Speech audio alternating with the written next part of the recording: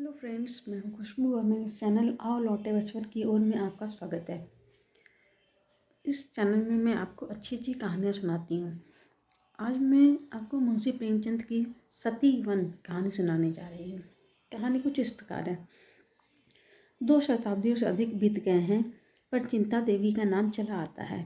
बुंदेलखंड के एक बीहड़ स्थान में आज भी मंगलवार को सहस्त्रों स्त्री पुरुष चिंता देवी की पूजा करने आते हैं। उस दिन यह निर्जन स्थान सुहाने गीतों से गूंज उठता है।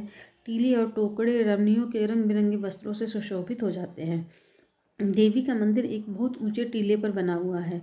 उसके कलश पर लहराती हुई लाल पताका बहुत दूर से दिखाई देती है। मंदिर इतना छोटा है कि उसमें मुश्किल से एक साथ 2 आदमी समा सकते हैं। भीतर कोई प्रतिमा नहीं है, केवल एक छोटी सी वेदी बनी हुई है। नीचे से मंदिर तक पत्थर का जीना है। भीड़ भाड़ में धक्का खाकर कोई नीचे न गिर पड़े, इसीलिए जीने की दीवार दोनों तरफ बनी हुई है। यहीं चिंता देवी सती हुई थी, पर लोक रीति के अनुसार वह अपने मृत पति के साथ चिता पर बैठी थी। उनका पति हाथ जोड़े सामने खड़ा था, पर वह उसकी ओर आंखें उठाकर भी न देखती थी। वह पति के शरीर के साथ नहीं, उसकी आत्मा के साथ सती हुई थी। उस चिता पर पति का शरीर नहीं था, उसकी मर्यादा भस्मीभूत हो रही थी। यमुना तट पर एक छोटा सा नगर है। चिंता उसी नगर के एक वीर बुंदेल की कन्या थी। उसकी माता उसकी बाल्यावस्था में ही परलोक सिधार चुकी थी। उसके पालन पोषण का भार पिता पर पड़ा। संग्राम का समय था, योद्धाओं को कमर खोलने की भी फुर्सत न मिलती थी। वे घोड़े की पीठ पर भोजन करते और जीन पर ही झपकियाँ ले लेते थे। चिंता का बाल्यकाल पिता के साथ समर भूमि में कटा। बाप उसे किसी खूह में या वृक्ष की आड़ में छिपा मैदान में चला जाता। चिंता निशंक भाव से बैठी हुई मिट्टी के किले बनाती और बिगाड़ती। उसके घरौंदे थे, उसकी गुड़ियाँ ओढ़नी न ओढ़ती थी। वह सिपाहियों के गुड्डे बनाती और उन्हें रण क्षेत्र में खड़ा करती थी। कभी कभी उसका पिता संध्या समय भी न लौटता, पर चिंता को भय छू तक न गया था। निर्जन स्थान में भूखी प्यासी रात रात भर बैठी रह जाती। उसने नीवली और सियार की कहानियाँ कभी नहीं सुनी थी। वीरों के आत्मोत्सर्ग की कहानियाँ भी, और वह भी योद्धाओं के मुँह से सुन सुनकर वह आदर्शवादिनी बन गई थी। एक बार 3 दिन तक चिंता को अपने पिता की खबर न मिली। वह एक पहाड़ी की खो में बैठी मन ही मन एक ऐसा किला बना रही थी जिसे शत्रु किसी भांति जान न सके। दिन भर वह उसी किले का नक्शा सोचती और रात को उसी किले का स्वप्न देखती। तीसरे दिन संध्या समय उसके पिता के कई साथियों ने आकर उसके सामने रोना शुरू कर दिया। चिंता ने विस्मित होकर पूछा, दादाजी कहाँ हैं? तुम लोग क्यों रोते हो? किसी ने इसका उत्तर नहीं दिया। वे जोर से धाड़े मार मार कर रोने लगे। चिंता समझ गई कि उसके पिता ने वीरगति पाई है। इस 13 वर्ष की बालिका की आंखों से आंसू की एक बूंद भी नहीं गिरी। मुख जरा भी मलिन न हुआ, एक आह भी न निकली। हंसकर बोली, अगर उन्होंने वीरगति पाई तो तुम लोग रोते क्यों हो? योद्धाओं के लिए इससे बढ़कर और कौन सी मृत्यु हो सकती है? इससे बढ़कर उनकी वीरता का और क्या पुरस्कार मिल सकता है? यह रोने का नहीं, आनंद मनाने का अवसर है। एक सिपाही ने चिंतित स्वर में कहा, हमें तुम्हारी चिंता है, तुम अब कहाँ रहोगी? चिंता ने गंभीरता से कहा, इसकी तुम कुछ चिंता नहीं करो दादा, मैं अपने बाप की बेटी हूँ। जो कुछ उन्होंने किया वही मैं करूँगी। अपनी मातृभूमि को शत्रुओं के पंजे से छुड़ाने में उन्होंने प्राण दे दिए। मेरे सामने भी वही आदर्श है। जाकर अपने आदमियों को संभालिए। मेरे लिए एक घोड़ा और हथियारों का प्रबंध कर दीजिए। ईश्वर ने चाहा तो आप लोग मुझे किसी से पीछे न पाएंगे, लेकिन यदि मुझे पीछे हटते देखना तो तलवार के एक हाथ से इस जीवन का अंत कर देना। यही मेरी आपसे विनय है। जाइए, अब विलम्ब नहीं कीजिए। सिपाहियों को चिंता के ये वीर वचन सुनकर कुछ भी आश्चर्य नहीं हुआ। हाँ, उन्हें यह संदेह अवश्य हुआ कि क्या कोमल बालिका अपने संकल्प पर दृढ़ रह सकेगी। 5 वर्ष बीत गए। समस्त प्रांत में चिंता देवी की धाक बैठ गई। शत्रुओं के कदम उखड़ गए। वह विजय की सजीव मूर्ति थी। उसे तीरों और गोलियों के सामने निशंक खड़े देखकर सिपाहियों को उत्तेजना मिलती रहती थी। उसके सामने वे कैसे कदम पीछे हटाते। कोमलांगी युवती आगे बढ़े तो कौन पुरुष पीछे हटेगा। सुंदरियों के सम्मुख योद्धाओं की वीरता अजय हो जाती है। रमणी के वचनबान योद्धाओं के लिए आत्मसमर्पण के गुप्त संदेश हैं। इसकी एक चितवन कायरों में भी पुरुषत्व प्रवाह कर देती है। चिंता की छवि कीर्ति ने मन चली सुरमाओं को चारों ओर से खींच खींच कर उसकी सीना को सजा दिया। जान पर खेलने वाले भौरे चारों ओर से आकर इस फूल पर मंडराने लगे। इन्हीं योद्धाओं में रत्न सिंह नाम का एक राजपूत भी था। यूँ तो चिंता के सैनिकों में सभी तलवार के धनी थे, बात पर जान देने वाले, उसके इशारे पर आग में कूदने वाले, उसकी आज्ञा पाकर एक बार आकाश के तारे तोड़ लाने को भी चल पड़ते। किंतु रत्न सिंह सबसे बढ़ा हुआ था। चिंता भी हृदय में उससे प्रेम करती थी। रत्न सिंह अन्य वीरों की भांति अक्खर मुंहफट या घमंडी नहीं था। और लोग अपनी अपनी कीर्ति को खूब बढ़ा बढ़ा कर बयान करते, आत्म प्रशंसा करते हुए उनकी जबान न रुकती थी। वे जो कुछ करते चिंता को दिखाने के लिए, उनका ध्येय अपना कर्तव्य नहीं था, चिंता थी। रत्न सिंह जो कुछ करता शांत भाव से, अपनी प्रशंसा करना तो दूर, वह चाहे कोई शेर को क्यों न माराए उसकी चर्चा तक नहीं करता। उसकी विनयशीलता और नम्रता संकोच की सीमा से भिड़ गई थी। औरों के प्रेम में विलास था, पर रत्न सिंह के प्रेम में त्याग और तप। और लोग मीठी नींद सोते थे, पर रत्न सिंह तारे गिन गिन के रात काटता था। और सब अपने दिल में समझते थे कि चिंता मेरी होगी। केवल रत्न सिंह निराश था, और इसीलिए उसे किसी से न द्वेष था न राग था। औरों को चिंता के सामने चहकते देखकर उसे उनकी वाक्पटुता पर आश्चर्य होता। प्रतिक्षण उसका निराशांधकार और भी घना हो जाता था। कभी कभी वह अपने बोधेपन पर झुंझला उठता। क्यों ईश्वर ने उसे उन गुणों से वंचित रखा जो रमणियों के चित्त को मोहित करते रहते हैं। उसे कौन पूछेगा, उसकी मनोव्यथा को कौन जानता है। पर वह मन में झुंझला कर रह जाता था। दिखावे की उसकी सामर्थ्य ही नहीं थी। आधी से अधिक रात बीत चुकी थी। चिंता अपने खेमे में विश्राम कर रही थी। सैनिकगण भी कड़ी मंजिल मारने के बाद कुछ खा पी कर गाफिल पड़े हुए थे। आगे एक घना जंगल था। जंगल के उस पार क्षत्रियों का एक दल डेरा डाले पड़ा था। चिंता उसके आने की खबर पाकर भाग चली आ रही थी। उसने प्रातःकाल शत्रुओं पर धावा करने का निश्चय कर लिया था। उसे विश्वास था कि शत्रुओं को मेरे आने की खबर न होगी, किंतु यह उसका भ्रम था। उसी की सेना का एक आदमी शत्रुओं से मिला हुआ था। यहाँ की खबरें वहाँ नित्य पहुँचती रहती थी। उन्होंने चिंता से निश्चित होने के लिए एक षड्यंत्र रचा था।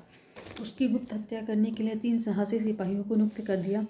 वे तीनों हिंसक पशुओं की भांति दबे पांव जंगल को पार करके आए और वृक्षों की आड़ में खड़े होकर सोचने लगे कि चिंता का खेमा कौन सा है।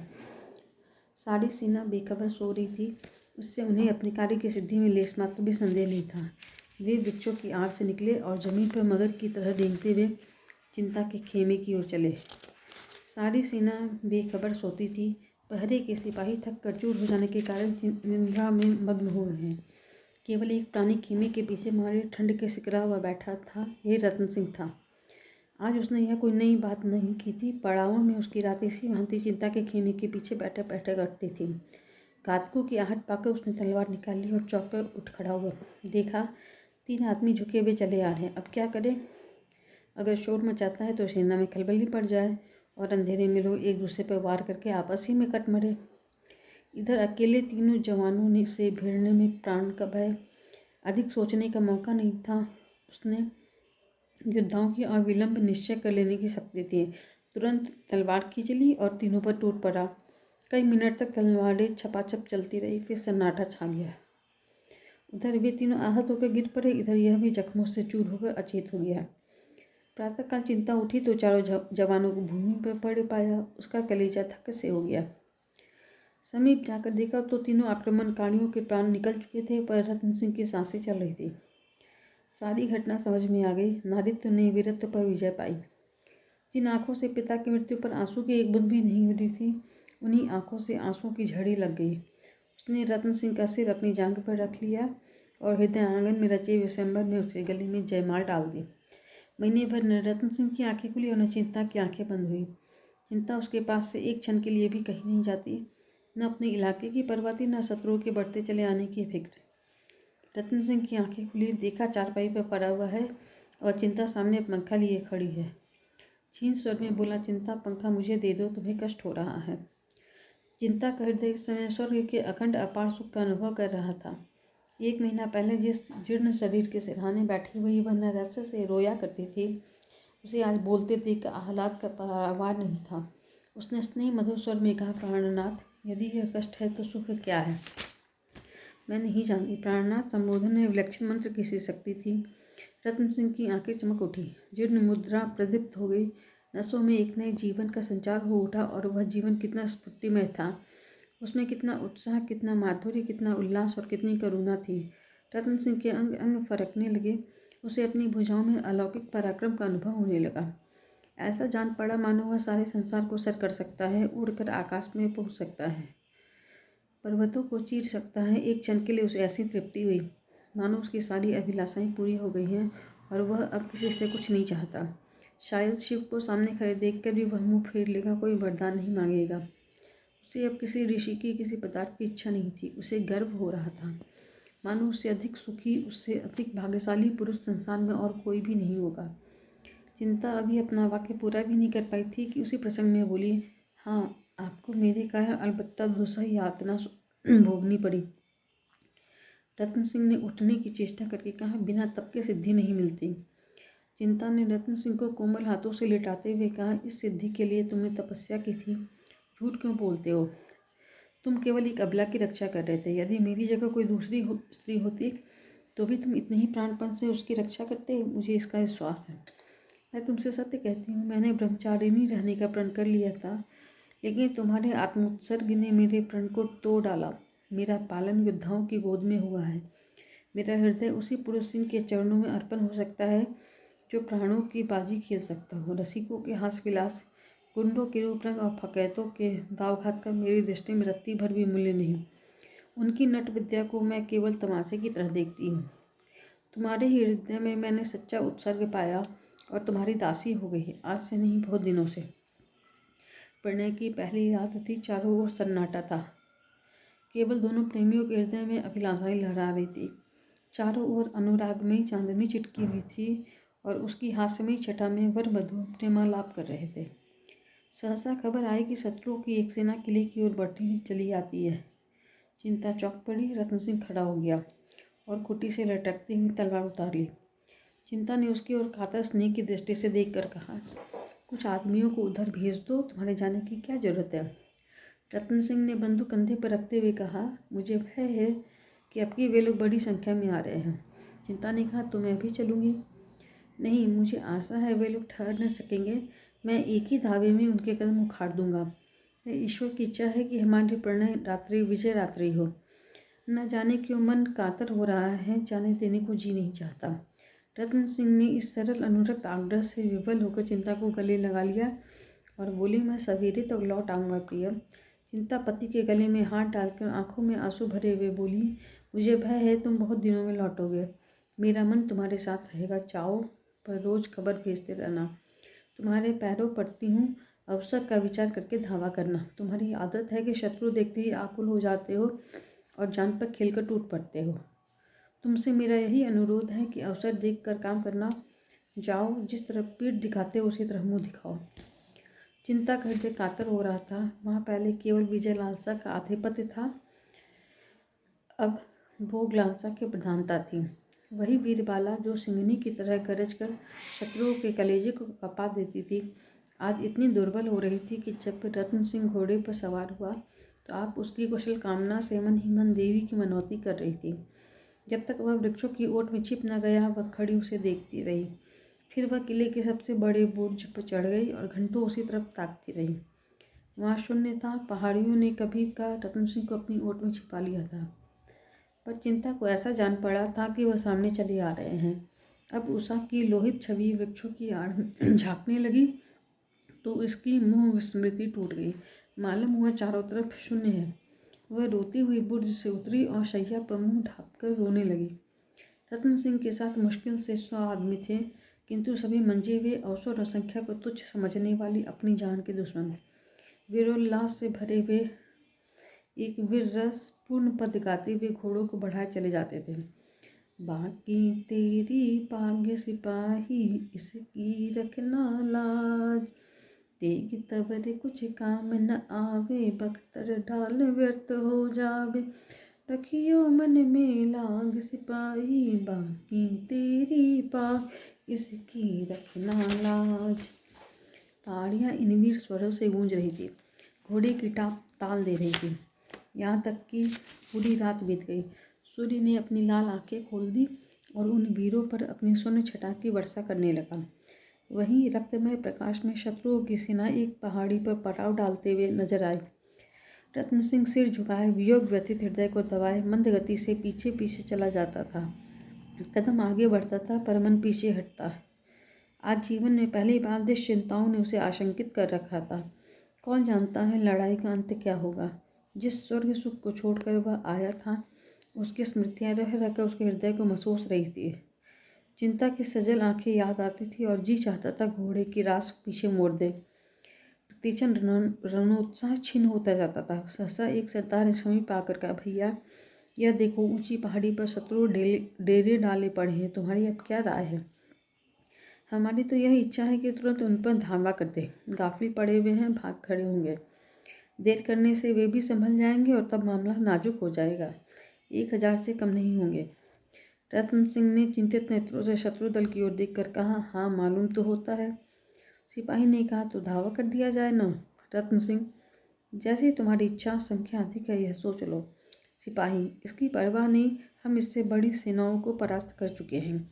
रत्न सिंह, यह सच है, पर आग में कूदना ठीक नहीं है। सिपाही, भैया तुम क्या कहते हो? सिपाही का तो जीवन ही आग में कूदने के लिए है।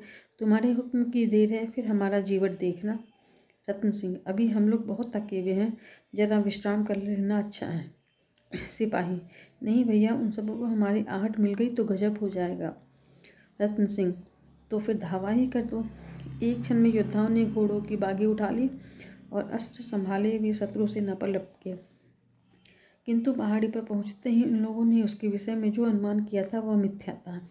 वह सजग ही न थे, स्वयं किले पर धावा करने की तैयारियां भी कर रहे थे। इन लोगों ने जब उन्हें सामने आते देखा तो समझ गए कि भूल हुई, लेकिन अब सामना करने के सिवा चारा ही क्या था। फिर भी वे निराश नहीं थे। रत्न सिंह जैसे कुशल योद्धा के साथ इन्हें कोई शंका नहीं थी।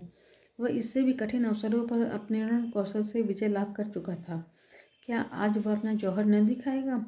सारी आंखें रत्न सिंह को खोज रही थी, पर उसका कहीं अता पता नहीं था। कहाँ चला गया कोई नहीं जानता था, पर वह कहीं नहीं जा सकता। अपने साथियों को इस कठिन अवस्था में छोड़कर वह कहीं नहीं जा सकता, संभव नहीं। अवश्य ही वह यही है और हारी हुई बाजी को जिताने की कोई युक्ति सोच रहा है। एक क्षण में शत्रु इनके सामने आ पहुंचे। इतनी बहुसंख्यक सेना के सामने ये मुट्ठी भर आदमी क्या कर सकते थे? चारों ओर से रत्न सिंह की पुकार होने लगी, भैया तुम कहाँ हो? देखते हो वे लोग सामने आ पहुँचे, पर तुम अभी मौन खड़े हो। सामने आकर हमें मार्ग दिखाओ, हमारा उत्साह बढ़ाओ। पर अब भी रत्न सिंह ने दिखाई दिया। यहाँ तक कि शत्रुदल सिर पर आ पहुँचा और दोनों दलों में तलवारें चलने लगीं। बुंदेलों ने प्राण हथेली पर लेकर लड़ना शुरू किया, पर एक को एक बहुत होता है, 1 और 10 का मुकाबला ही क्या। यह लड़ाई नहीं थी, प्राणों का जुआ था। बुंदेलों में निराशा का अलौकिक बल था। खूब लड़े, पर क्या मजाल के कदम पीछे हटे। उनमें अब जरा भी संगठन नहीं था, जिससे जितना आगे बढ़ते बढ़ा, अंत क्या हुआ इसकी किसी को कोई चिंता नहीं थी।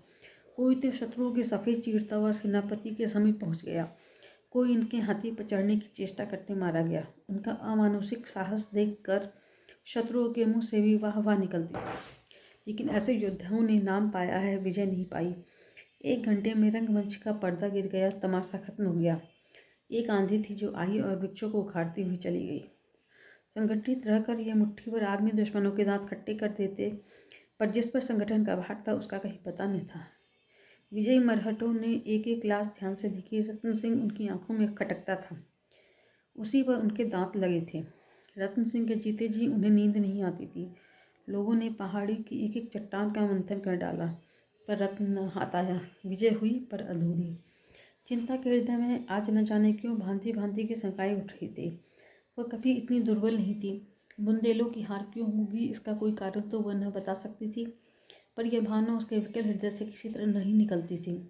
उस अभागिन के भाग में प्रेम का सुख भोगना लिखा होता तो क्या बचपन ही में माँ मर जाती?